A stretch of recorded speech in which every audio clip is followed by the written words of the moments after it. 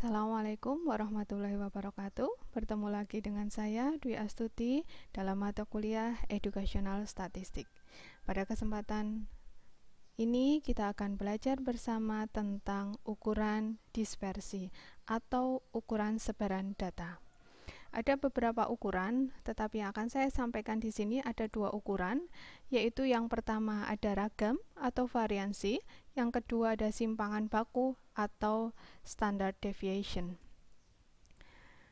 Keduanya ini saling berkaitan dan keduanya ini menunjukkan penyebaran data, sejauh mana data itu menyimpang dari rata-ratanya.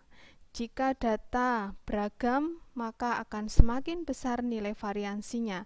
Jika data semakin homogen, maka akan semakin kecil nilai variansinya.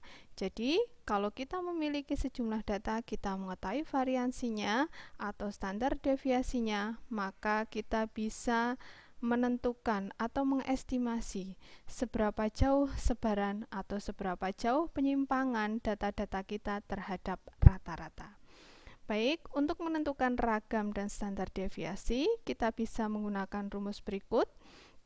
Jadi ada dua data, baik yang pertama data populasi, yang kedua yaitu data sampel.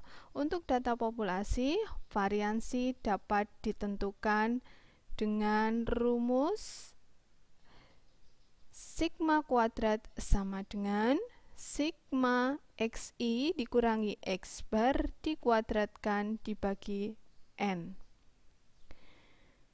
Sigma kuadrat ini merupakan simbol dari variansi untuk data populasi. Kemudian xi di sini menunjukkan data kita. X bar adalah rata-rata dari data kita. Kemudian n adalah banyaknya anggota populasi. Bagaimana kita bisa menentukan simpangan bakunya? Simpangan baku atau sigma data populasi bisa kita peroleh dari akar variansi. Begitu juga untuk data sampel, perbedaannya ada pada pembaginya. Untuk data sampel, simbol variansi adalah S kuadrat, yang mana rumusnya sama dengan sigma xi min x bar dikuadratkan untuk i dari 1 sampai n dibagi n min 1. Xi ini merupakan data kita, x bar merupakan rata-rata data sampel kita tadi, kemudian n ini adalah banyaknya anggota sampel. Ini adalah variansi. Lalu bagaimana dengan simpangan bakunya? Simpangan baku bisa kita tentukan dengan akar dari variansi. Baik, ini hanya untuk membedakan ya, simbol ini untuk membedakan. Kita sepakati bahwa sigma kuadrat ini adalah simbol untuk variansi, kemudian sigma ini adalah simbol untuk simpangan baku, data populasi. Kemudian S kuadrat ini adalah simbol untuk variansi, S adalah simbol untuk simpangan baku, data sampel. Akan saya berikan satu contoh. Misalnya diketahui data ini dari beberapa nilai ulangan matematika, karena ada kata beberapa, maka ini menunjukkan bahwa data ini adalah data sampel. Tentukan variansi dan simpangan bakunya. Baik, dengan rumus yang sudah ada di slide sebelumnya ini tadi, maka kita bisa menentukan nilai variansi dan simpangan bakunya dengan rumus data sampel. Langkah pertama adalah kita menentukan rata-rata. Anda sudah pernah menentukan rata-rata, bahwa rata-rata itu sama dengan sigma xi dibagi n. Datanya ada 10, kemudian kita jumlahkan semuanya, 767, kita bagi 10.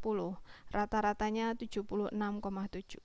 Kemudian untuk menentukan variansi dengan rumus yang sudah ada tadi, bahwa variansi data sampel itu sama dengan xi sigma xi min x bar kuadrat i dari 1 sampai 10 dibagi n min 1. Berarti kita lihat data pertama kita 75. Baik, maka di sini 75 dikurangi rata-rata. Rata-rata kita 76,7. Kita kuadratkan, data kedua 76 dikurangi 76,7 dikuadratkan. Data ketiga 76 dikurangi 76,7 dikuadratkan, dan seterusnya sampai data terakhir.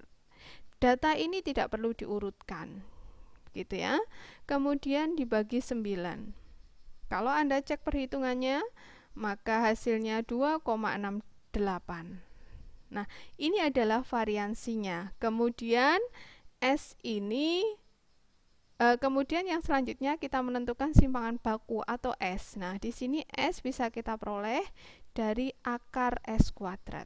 Akar dari 2,68. Anda bisa menggunakan alat bantu kalkulator, maka Anda temukan hasilnya 1,64. Jadi, kita ketahui bahwa variansi dari data tersebut adalah 2,68, kemudian simpangan bakunya adalah 1,64. Demikian materi untuk variansi dan simpangan baku. Semoga. Assalamualaikum warahmatullahi wabarakatuh.